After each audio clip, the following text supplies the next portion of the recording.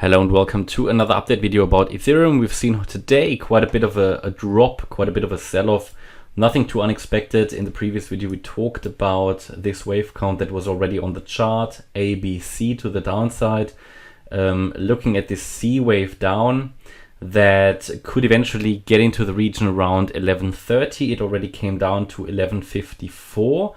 So my view is there is still one leg down missing. I think what we put in place here was a fourth wave, and these fourth waves, they can get into the region all the way up to the 50% fib retracement. Any higher than that would tell us that it's most likely not a wave 4 anymore and something possibly even more bullish, that we're already going up earlier. But at the moment in this C wave down, it looks like we've done three waves, only 1, 2, 3.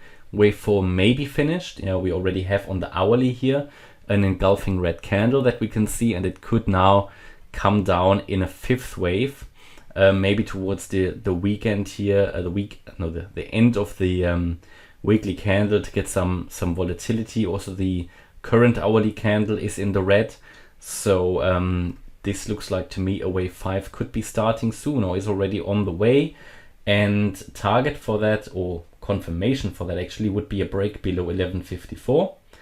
I think already here below the 1170 level would be a good indication that this has started this fifth wave, and it could calm down obviously below 1154. That would be a confirmation, and then we're looking at a very possible target of 1130, this end of the lower support box, or the lower support of the box, and that is the 78.6% Fibonacci retracement that we've been talking about here around 1130, 1131, a very important support level. This fifth wave could stretch to that level, and that would be ideal. And then we can get a decision there about if we finally start to move up, and basically finish off this C wave, which is part of this larger Y wave of this WXY correction, finish it off, and then we have a chance to bounce from there and possibly finally put this third wave in. And while we're getting closer to that, I can give you a target for that third wave. Obviously it seems a bit counterintuitive that we go down and we're talking about a break to the upside, but it's been part of this possible bullish scenario where we've been waiting for this C wave, and the target to the upside for a third wave would be 1571, the 1.618 fib extension. That is what the market would need to reach to prove to us that we are indeed in this kind of bullish scenario. First indication for that would obviously be, or very first, would be a move above this 50% retracement we just talked about. So let me just show you that again. Not here, we need to draw it from here. So this kind of 11, let me just see, wave 2. So we've obviously reached here the 30, one second.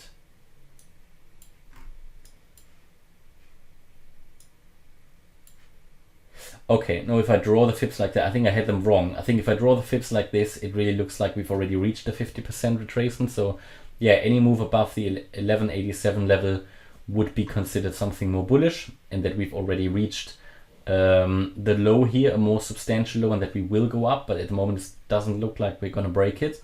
If we do, then it would indicate that we're already moving higher, and then we'd be waiting for a confirmation of a breakout above 1130. That would be the next key level. Getting above 1130 would possibly push us all the way up into this resistance zone, and then a move above 1290 would be a good confirmation that we are finally in the third wave and reach that that target of around,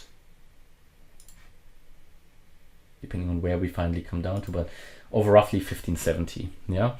And then we get a wave 4 down and a wave 5 up, and then we have a really good confirmation that we are in a breakout pattern, because then we have 5 waves up. What we would then do is wait for the 3 waves down. That would be another entry point, and then continue to move higher. Certainly not an easy market at the moment. I can understand a lot of frustration in the market at the moment. Sometimes see it in the comments that people get very emotional about the movements at the moment. Some people get super bored, but it's part of the game. So any emotions in the market are not helpful. You know that. And we are still in a scenario where both scenarios are possible, bullish and bearish, which means bullish breakout would happen somewhere above 1130, so we should ideally hold that and can then move up.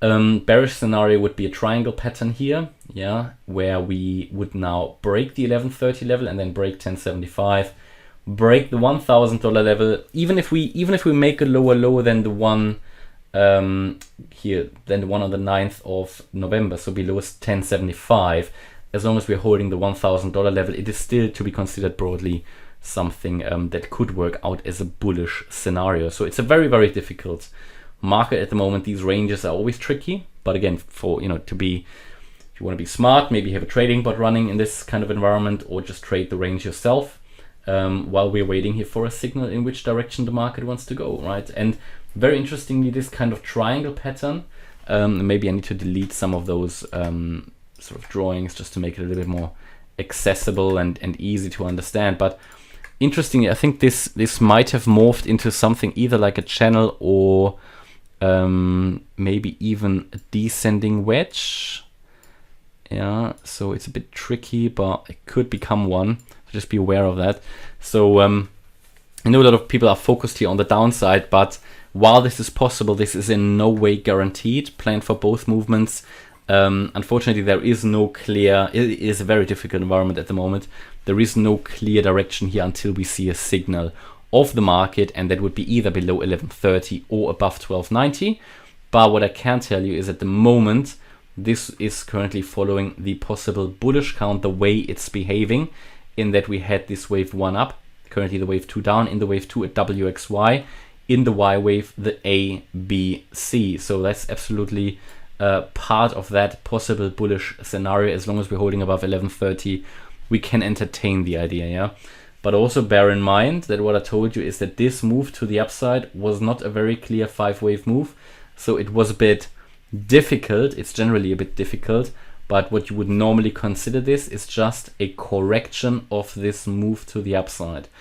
So yeah, it remains very interesting. It is, I know, to a degree a boring market, but also very interesting because we're now getting really, really into the decision phase here as we're heading closer to that 1130 level. So yeah, that's my update about Ethereum. I hope you liked the update. If you did, please hit the like button, leave a comment and subscribe. And if you really like the content, then please check out the channel membership. Thanks a lot for watching. Bye-bye.